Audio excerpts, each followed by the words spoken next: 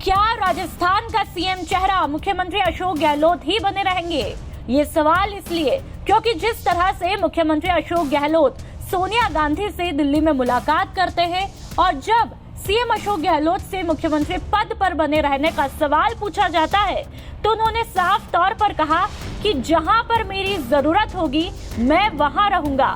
जिसके बाद सियासी गलियारों में ये चर्चा है कि क्या राजस्थान की कमान भी उनके हाथों ही रहेंगी, क्योंकि दिल्ली आने से पहले मुख्यमंत्री अशोक गहलोत विधायक दल की एक बैठक करते हैं और वहां पर विधायकों से कहते हैं कि मैं थांसू दूर कोई नहीं। मैंने कहा ना आपको, मैं जहाँ भी रहूं, एक पद पे, दो पद पे, तीन पद पे, कहीं पे भी नहीं, तो मुझे एतराज नहीं होगा। मेरी इच्छा तो ये रहेगी अगर मेरा बस चले तो मैं कोई पद पे नहीं रहूं। अब मैंने बहुत पद संभाल लिए।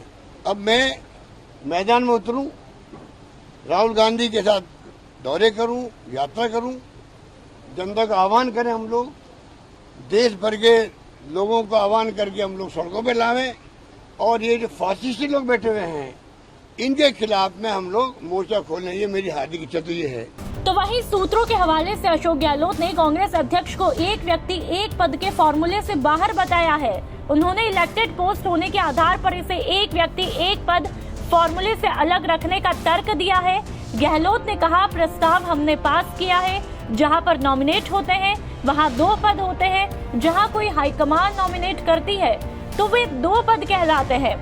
यदि कांग्रेस के अध्यक्ष पद की कमान सीएम अशोक गहलोत संभालते हैं तो एक व्यक्ति एक पद की बहस भी अब छिड़ चुकी है, क्योंकि जिस तरह से मई में उदयपुर में चिंतन शिविर होता है और उसमें एक व्यक्ति एक पद का फॉर्मूला अख्तियार किया जाता है, तो क्या उस राह पर अभी कांग्रेस नहीं है?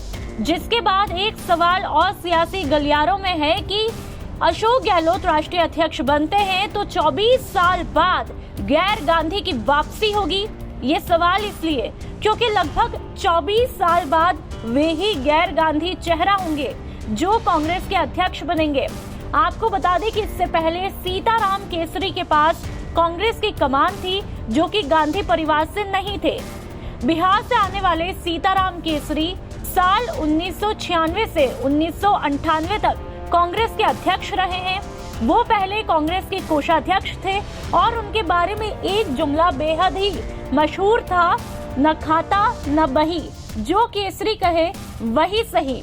हालांकि आजादी के बाद कई ऐसे नेता कांग्रेस की कमान भी संभाल चुके हैं जिनका रिश्ता गांधी परिवार से नहीं था, लेकिन सीताराम केसरी का कार्यकाल एक बड़े ही नाटकीय घटनाक्रम के बाद खत्म होता है।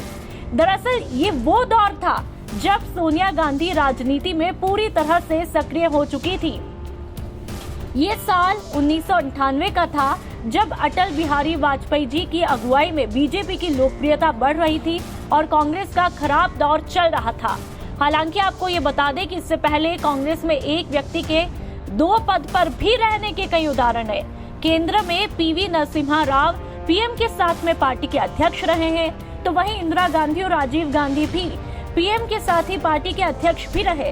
तो वहीं प्रदेश में मौजूदा गहलोत सरकार में ही सचिन पायलट दिसंबर 2018 से जुलाई 2020 तक डिप्टी सीएम के साथ में प्रदेश अध्यक्ष रहे। तो वहीं गोविंद सिंह डोटासरा शिक्षा मंत्री के साथ भी प्रदेश अध्यक्ष रहे हैं।